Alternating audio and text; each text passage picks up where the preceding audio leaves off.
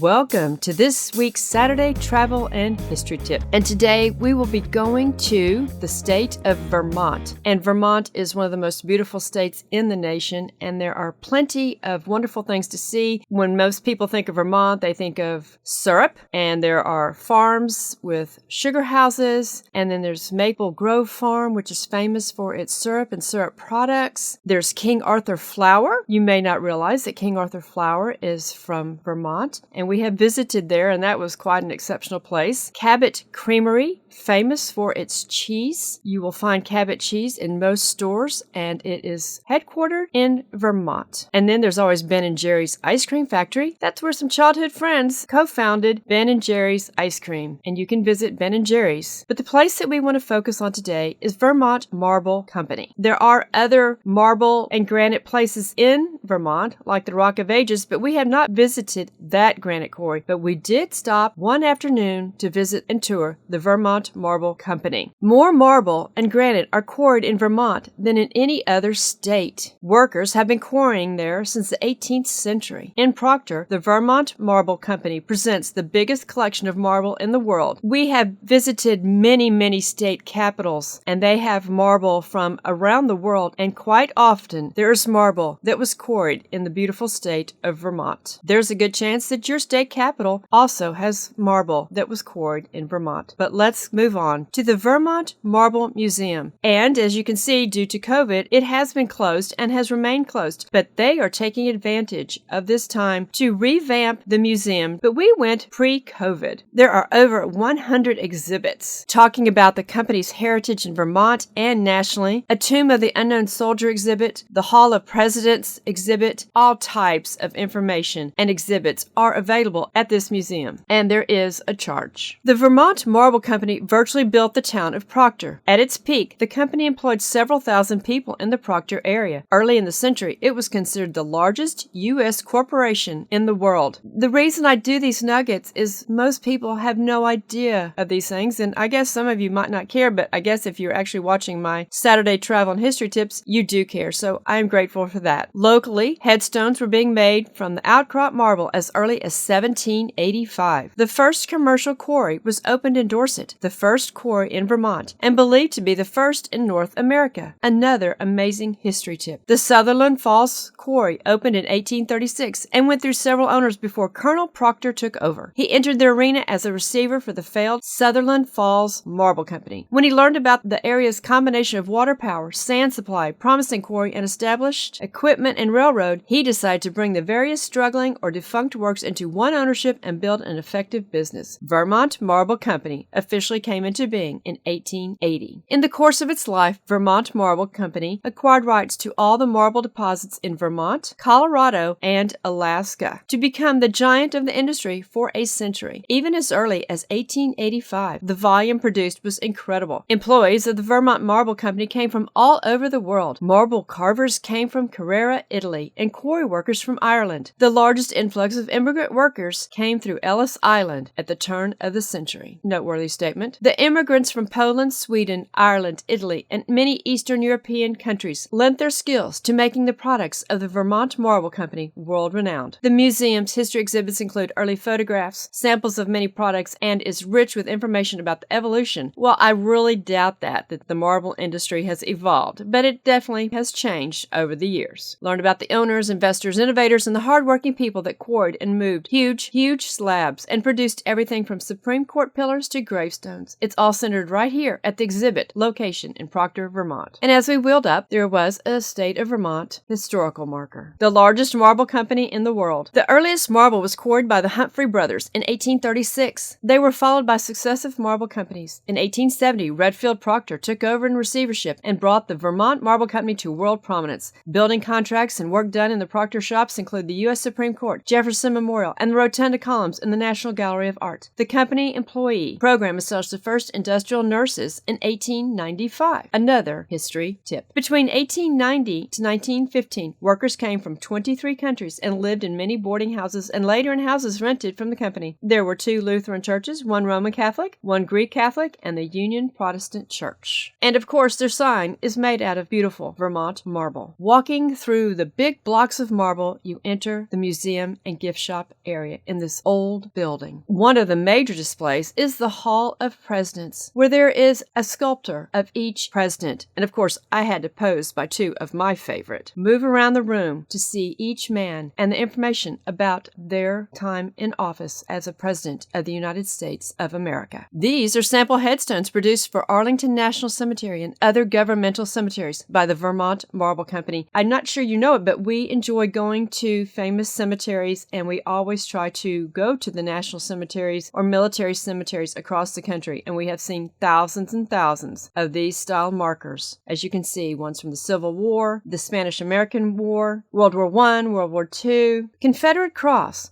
Confederate deceased were not furnished with headstones until 1906. Another history tidbit. In 1930, the War Department also authorized the inscription of the Confederate Cross of Honor in a small circle on the front face of the stone above the standard description of the soldier's name, rank, company, and regiment. The top of the headstone was pointed instead of rounded. It has been said that the pointed top was adopted to prevent Yankees from sitting on Confederate headstones. Pretty funny, because it have been Yankees that were making those headstones in Vermont. Well, actually, New Englanders, I don't think they consider themselves Yankees. I think they consider themselves New Englanders. In 1873, the U.S. government adopted the first design for headstones to be erected in national cemeteries. The original design for the permanent headstone was referred to as the Civil War type. The stone featured a sunken shield to which the inscription appeared in bas relief. It was furnished for members of the United States Army, Revolutionary War, War of 1812, Mexican War, Indian campaigns, and the Spanish-American War. Here is a crate with the monument to the unknown soldier shipped to Arlington Cemetery in Washington from Colorado quarries of the Vermont Marble Company. This loaded rail car, equipped with the Vermont Marble Company's advertising sign, left Proctor and traveled to Washington, D.C. The finishing details were carved on site, transforming the block into the tomb of the unknown soldier. And there at the museum, they have an exact replica of the tomb of the unknown soldier, which you can go in. And inside, there are pictures of it being built and erected there in Washington, D.C. This is an original blueprint plan for the construction of the tomb of the unknown soldier, dated 1929. Simply fabulous to see. And again, photographs of the event. On March 4th, 1921, the United States Congress approved a resolution providing for the burial of an unknown and unidentified American soldier of World War I in Arlington National Cemetery Memorial Amphitheater. President Warren G. Harding officiated at the first interment ceremony at the tomb of the unknown soldier on Armistice Day, November 11th, 1921, and I had the honor of going to Arlington National Cemetery once, and the thing that sticks out most in my mind was the eternal flame on John F. Kennedy's grave, and this, the tomb of the unknown soldier. One of the ledger pages for the Tomb of the Unknown Soldier project, the contract price was $14,200, less freight of $721.50, and the builder's discount of $266.05 to equal $13,312.45.